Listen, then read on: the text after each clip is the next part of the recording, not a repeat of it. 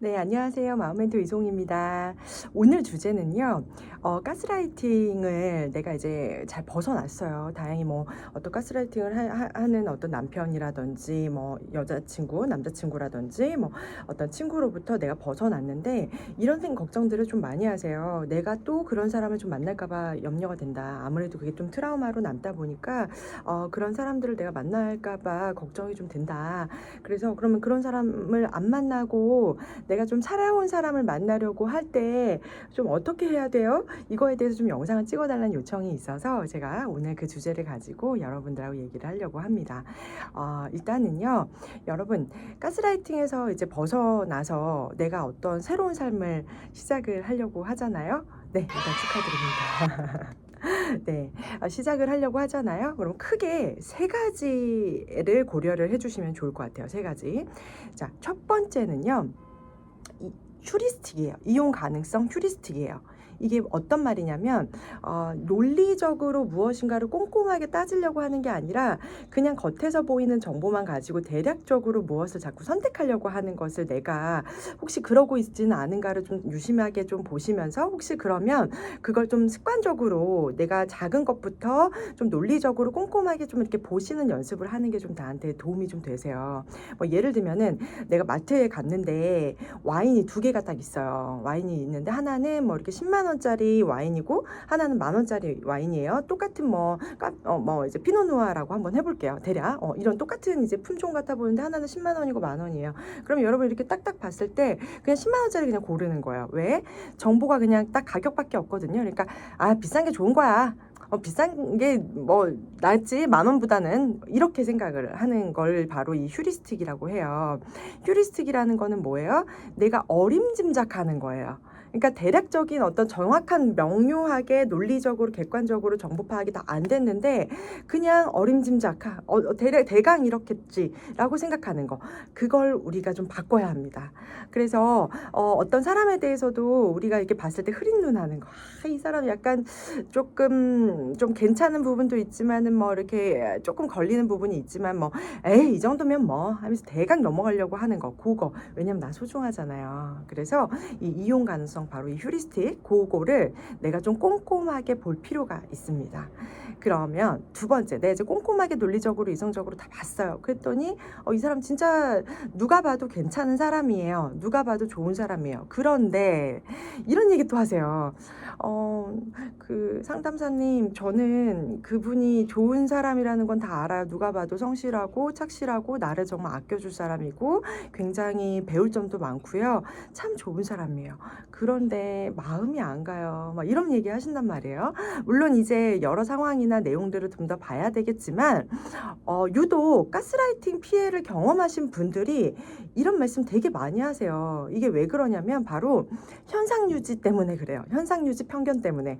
뭐냐면 익숙한 옷 입으면 나는 그 옷 입고 싶고요. 또 익숙한 신발 신으면 그냥 그 신발 신는 게 그냥 편한 거예요. 심지어요, 이 사람이 나한테 유해한 사람이고 이 사람은 나한테 있어서 굉장히 치명적으로 나쁜 사람임에도 불구하고 그냥 안 바꾸려고 하고 변하려 하지 않는 거예요. 내가 어떤 사람을 봤을 때 나는 이러이러한 점이 좋아라고 했었던 그것이 어떻게 보면은 나한테 있어서 되게 치명적이고 어떤 건강, 정신 건강과 몸과 마음을 피폐하게 하는 요소들이란 말이에요. 뭐 예를 들면 이런 거 있어요. 난 이상하게 불쌍한 여자한테 마음이 끌리더라. 불쌍한 남자. 그러니까 불쌍하다는 말보다 뭐라 그럴까요? 좀 굉장히 불건강하고 굉장히 자기 삶을 막 이렇게 힘들게 살아요. 그런 사람한테 난 자꾸 마음이 끌리더라. 그럼 자기 보셔야죠. 그렇잖아요.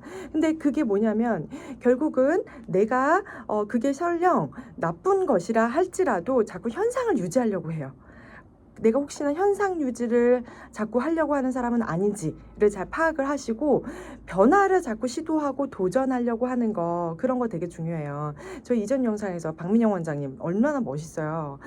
이제 안 해보신 것도 자꾸 시도하시거든요. 그런 것들이 내가 스스로 어떤 그 고통스러운 그 경험에서 벗어나오려고 할 때 두려움이 크단 말이에요. 그럴 때 자꾸 변화를 주는 연습들, 아주 작은 것부터 변화를 주는 연습들이 자꾸 되셔야 또 새로운 것이 또 이렇게 좀 받아들여지거든요. 뭐 아주 작은 거라도 좋아요. 예를 들자면은 뭐가 있을까요?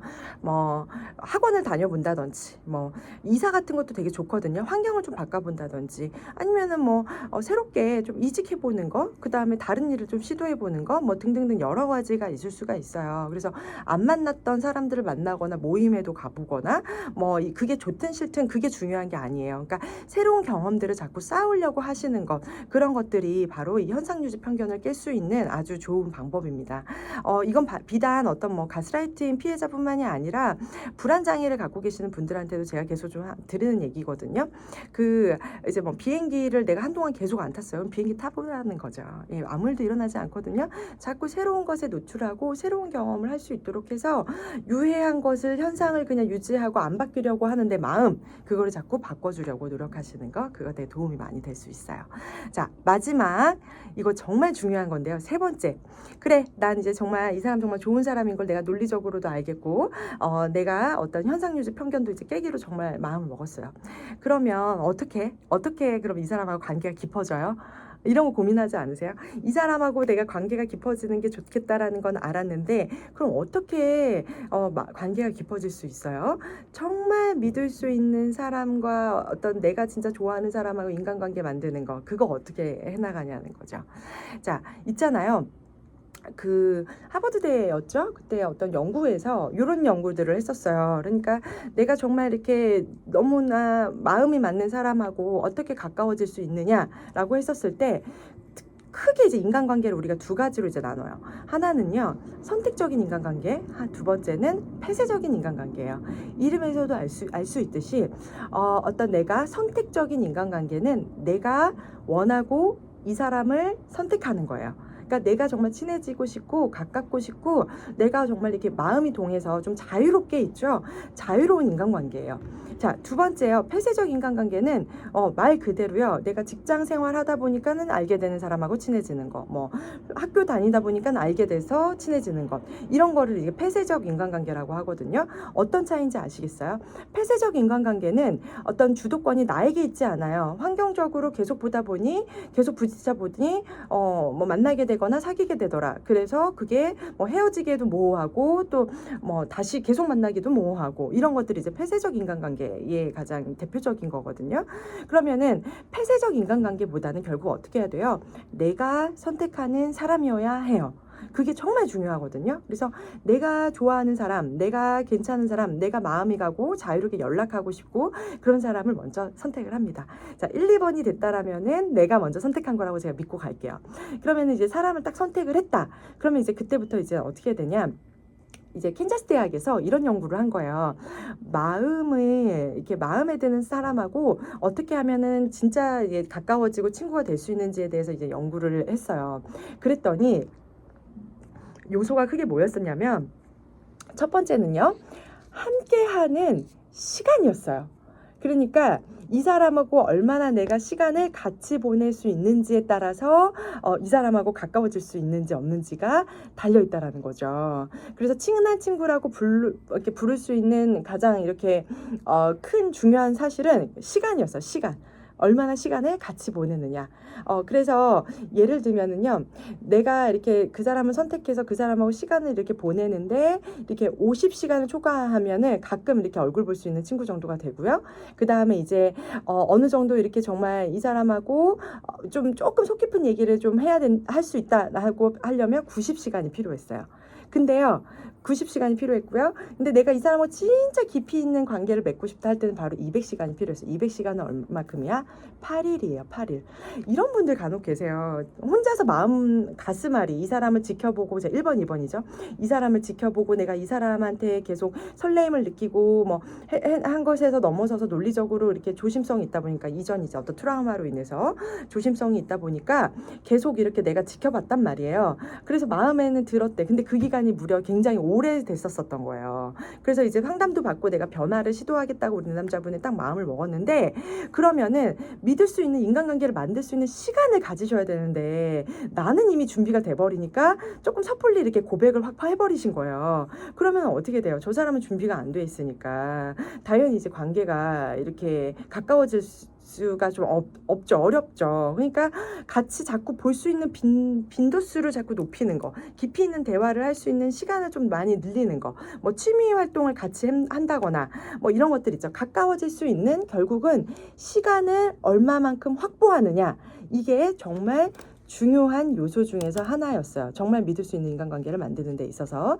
그러면은 결국은 두 개 다 정말 믿을 수 있는 인간관계를 만드는 거, 첫 번째 누가 선택한다? 내가 진짜 좋아하는 사람, 내가 이렇게 원하는 사람 선택하고, 두 번째는 뭐예요? 최소 이 사람하고 깊어질 수 있는 걸 너무 조바심 내지 말고, 뭐 취미 생활을 하든 뭐 어떤 이제 그 오랫동안 가까워질 수 있는 시간들을 좀 계속 가지시라는 거죠. 네, 이게 가장 핵심적인 이유였어요. 네, 네. 그래서 이제 크게 이제 세 가지. 네, 저희 다시 정리하면, 첫 번째 이용 가능성, 그 바로 휴리스틱에서 벗어나자, 꼼꼼하게 논리적으로 보자. 두 번째 현상 유지 편견에서 벗어나자. 내가 계속 어떤 유해한 환경으로부터 계속 노출됐었어요. 자꾸 벗어나려고 하는 노력. 세 번째, 정말 믿을 수 있는 인간관계를 만들어 나가는 거. 내가 선택해서 그 사람과 함께 시간을 계속 만들어가는 것. 네, 여기까지 우리 그러면 가스라이팅에서 벗어나서 새로운 사람을 만날 수 있는 전략을 가지고 오늘 얘기를 해봤는데요. 여러분 아시죠? 이 세상 이 우주에 유일무이한 여러분들은 가장 소중한 존재입니다. 나를 외롭게 힘들게 절대 두지 마세요. 네, 영상 마치겠습니다.